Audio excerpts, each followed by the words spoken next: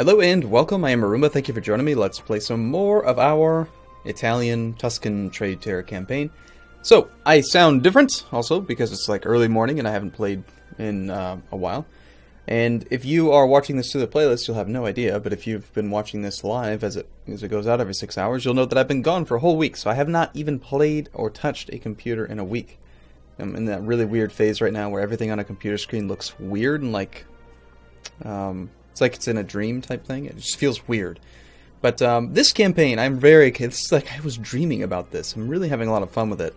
Especially with the idea of essentially subjugating Spain into a lesser partner in our personal union. So where we left off, we have, apparently we're at 100% ahead of time on military tech. That's not good. We're really far ahead on Diplotech as well. Admin tech we're not ahead of on, but we're probably going to end up falling even further behind on because I just did an administrative idea. I think because I wanted the reduced coring cost. You know, looking back, maybe it would have been better to go with like religious ideas, considering that I do want to. I mean, okay, so it's been a whole week. Let me address some of the comments that I've seen over like the last 30 videos. Since I've been gone, I haven't had a chance to really read or respond to very many of them.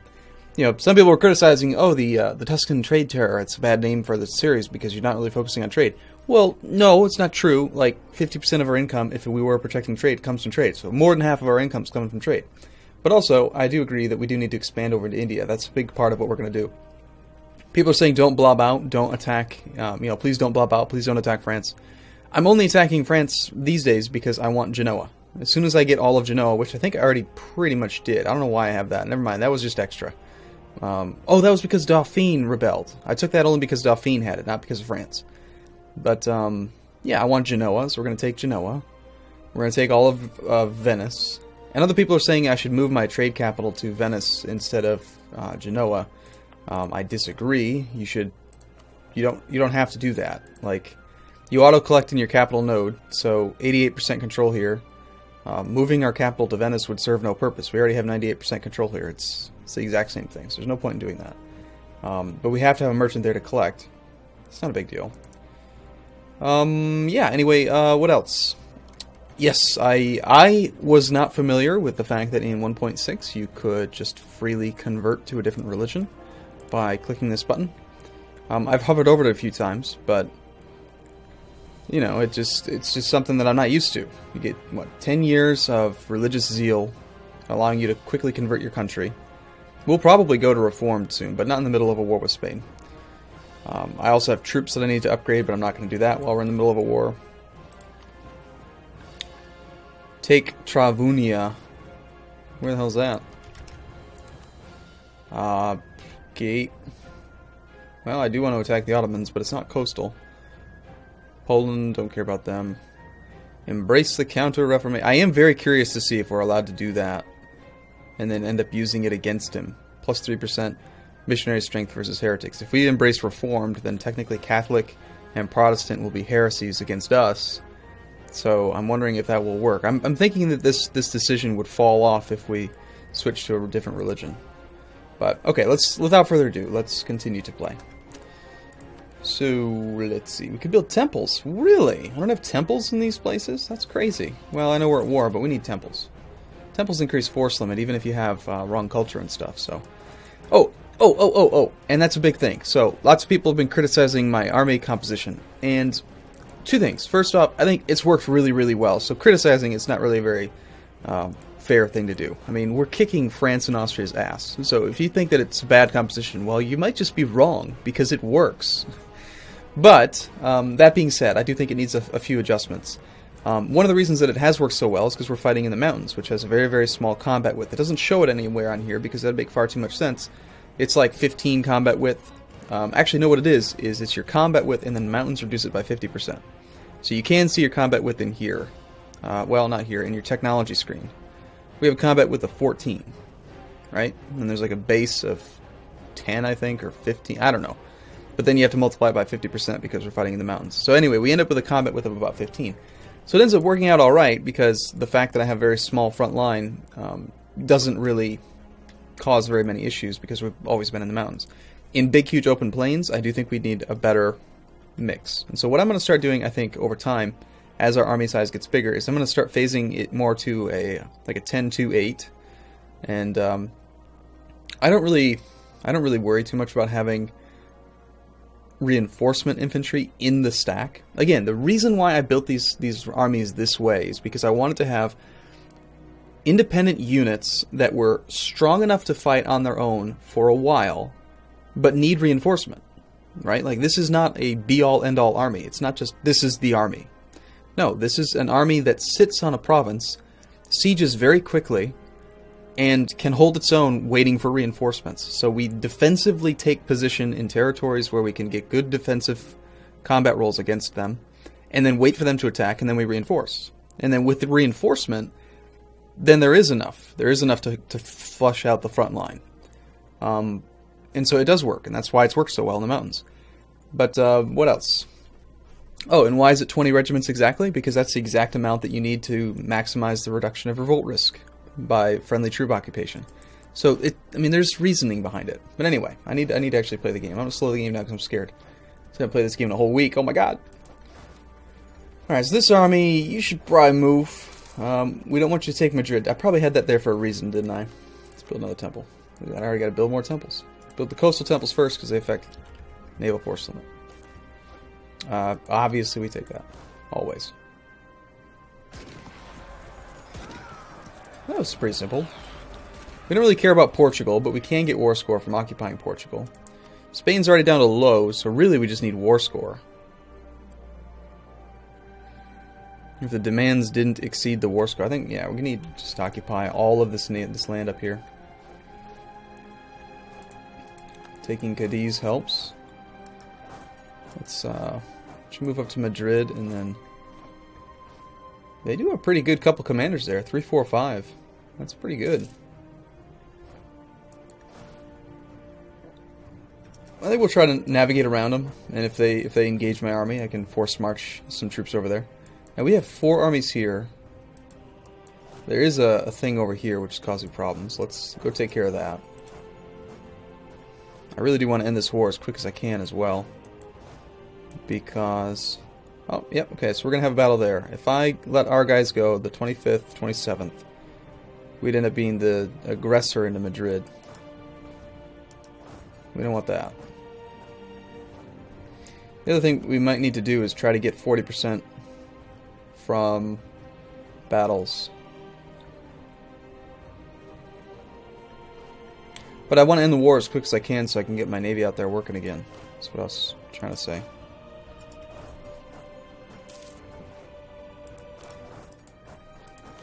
They will almost definitely try to move into Madrid since it's the war goal. Got 1 leader there, we got 1 leader here, that's good. They're mixed, they're spread out a little bit. I'm just amazed at how good the leaders were.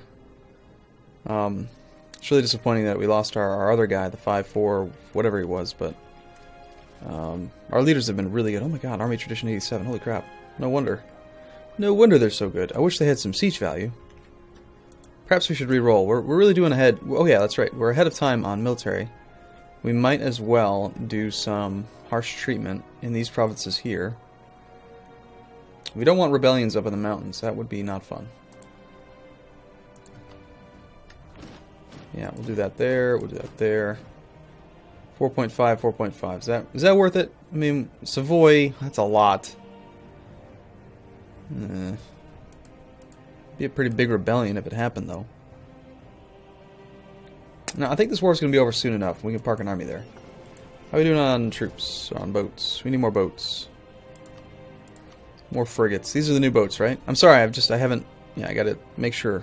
Level 15, yeah. Just got the new ships, so I've got to build the new ships. That's right, we were phasing out the old navy. I remember now. We were going to replace them outright.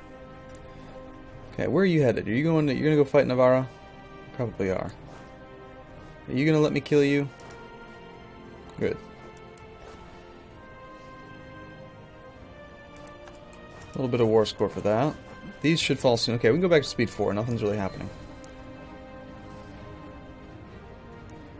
Heading to Aragon. Oh, okay, yeah, alright, yeah, we'll take that fight. Sweet. So, because we've been trashing them in so many battles, well, Never mind. I thought they'd have negative prestige, but no, they have 55 prestige. But their morale, compared to ours, is pretty darn low. They do have slightly better discipline. But they took a -3 penalty. I mean, this is desert mountain. This is just like fighting in the Alps. It's crazy. So again, notice how my army, yes, it's being flanked. The cavalry on the outer flank are protecting the inner infantry. But like that outermost cavalry is being engaged by infantry, and cavalry. So he's going to take some damage. And he does have, look at, I mean, the AI has tons of cannons too. And it's not like I'm the only one doing this. But when this shows up, which will be in 2 weeks, let's go ahead and force march. Only 2 power. Get him there a little bit sooner. And it might not even matter. I mean, we might just obliterate him before the reinforcements can get there. But you can see how the color's changing? These guys are down to 284, 687. The infantry are taking very little damage in the center, but because these guys are getting hit by so many flankers, they're taking the most damage. But here come the reinforcements. And once they get there, infantry is going to line up on the outside. It's going to reduce the amount of damage that this guy takes, because now this one... they'll probably, I don't know how it works, so they'll probably recalculate. There we go, next phase. Now they've recalculated and they're attacking directly in front. The cavalry are still trying to engage that one. That's interesting. But we're fighting back now. And we've got reinforcements in the rear. I mean, it's fine. Army composition's fine. I might not even need to change it, actually. Come to think of it.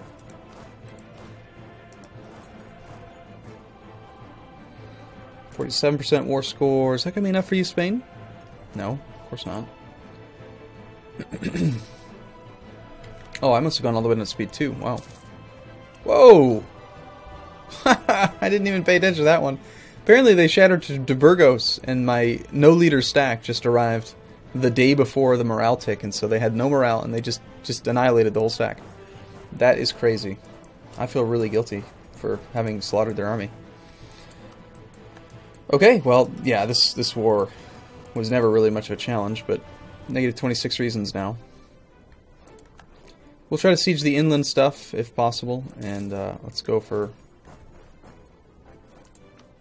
Hey, Netherlands, are you gonna let me take over that siege? Because it's an inland siege. It'd be a lot easier for me to finish that. Actually, no, it's not inland, but I don't have a navy to do the blockade thing, so. But yeah, they passed off the thing. Apparently we have a tactics advantage over them. Level 14 versus our 15. Yeah. Makes sense. What do you say we embrace reforms? I think we should do that. And what do you say we also build some more early frigates? Oh, look at that. We're actually paying extra now because we're over the force limit or something. Breached walls, breached walls. Very nice. Oh, we just lost a dude. We have to go up to level 2 now. I should probably... well, I feel like there's still a ton of money to be spent, but going up to level 2 advisors would be nice, just so that we could possibly do some more culture conversion or build more things. Improve relations with Hungary. Gain 3 whole prestige. Oh my god, 3 whole prestige. So much prestige. -4 reasons, so 1 more occupation. Here we go. That'll probably be it. They're willing to accept. Italy and Spain will form a union with Francesco I Stefano de Trastamara becoming king over both nations. 99.2 aggressive expansion. This will give Spain -440 prestige. For generations to come, they will have no prestige. So we're going to pick up -198 aggressive expansion with Spain. That's fun. Portugal, France, Austria. Pretty much everyone in the whole world is going to hate us. Let's do it. Boom! Spain has accepted. Italy and Spain will form a union. Our royal marriage has ended. We've lost our claim to the throne. Friesland has joined the coalition. I think we're going to see quite a few people join the coalition. Now, does having them in a personal union affect force limits and stuff? It is not, okay? But they are basically our little witch, and they're going to have to do everything that we tell them to do. Now, when it comes to how we're, I mean, this is crazy because Spain has They have colonial nations of their own. They've got colonies. Castilian Brazil is their colony. They're huge. I mean, they're huge. Apparently, Castilian Brazil has a liberated desire of 1,600%, so that's going to be fun. But I don't know that we're actually going to be able to integrate them. It's going to take 50 years, but we might just, depending on how it. I don't know. There's a somewhere in here that we can see here. Yeah, okay. So requirements for continued union: Italy has to have positive prestige. Spain has an opinion of Italy as positive. Chance of Italy inheriting Spain 0%. So we're probably going to end up inheriting Spain, not integrating it. Because if we integrate it, it's going to cost 15 diplo points per base tax, which is a lot. It's going to be like hundreds, if not thousands, of stuff. Now, Spain absolutely hates me, which is kind of silly, because they were just my ally. I think we need to improve relations with them, for sure. And we'll probably need to send them some money. We're going to see a lot of people join the coalition. This whole positive, need to have positive opinion thing. We have 100 prestige, so at least there's that, but... Broke alliance, that'll go away. Declared war, was at war. So altogether, what are we gaining? We're gaining 2.3 times 3, so that's 6.9. Ha! 6.9. Plus 6.9 for they use their royal marriage as pretext, plus 4.6, that's like another... We're gaining like, I don't know, 15 plus a year. And then if we improve relations up to positive 200, you know, they don't desire provinces or anything. I think we can get them back up to 0 pretty quick. We'll send them a gift anyway. I don't know if that's gonna... Can we afford to send them a gift? Might have to send them 500 ducats just to get 25 opinion. I don't want to let the union break, that's my point. Alright, so, let's see, before we take a short break, let's go to revolt map mode, let's grab our... Oh, come on now. Revolt map mode, grab our armies. One goes here, one goes here. Oh, shoot, I never took care of that, and that's not good. Why don't we teleport a leader over there? Filippo. That's good, they just breached the walls, they almost took this thing. Let's see if they can take care of that pretty well. I hate... Oh, at least we didn't cross the river, but... Good, good, good. Okay, cool. I'm going to take a break here. I will see you in the next video. Thanks for watching, everyone. See you soon.